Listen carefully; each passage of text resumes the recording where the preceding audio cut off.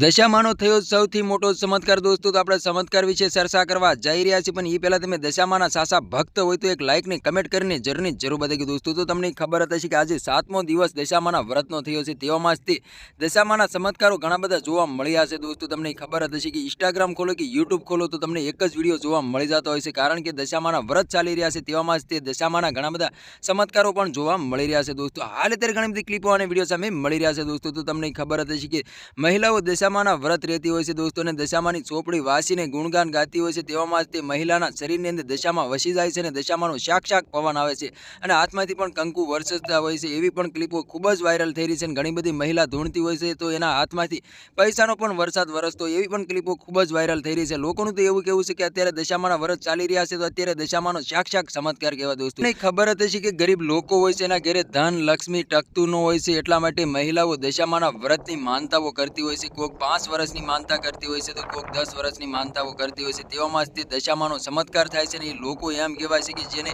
પૈસાની તંગી હોય છે, કે જે ખાવા પીવાના પણ ફાફા પડતો હોય એને પણ ચમત્કાર કરીને દશામાં રાજા બનાવે, ઈ પોતે દશામાં કહેવાય દોસ્તો. તમને ખબર હતી કે દશામાના અનેકો પડસા એવા છે અને અનેકો એવા ચમત્કારો કરેલા છે કે લીમડામાંથી પણ કેરી પાડેલી છે, એ માં દશામાં કહેવાય દોસ્તો. દશા વાળી દે તો દશા વાળી દે, નકર દશા બગાડી પણ નાખે, ઈ પોતે દશામાં કહેવાય દોસ્તો.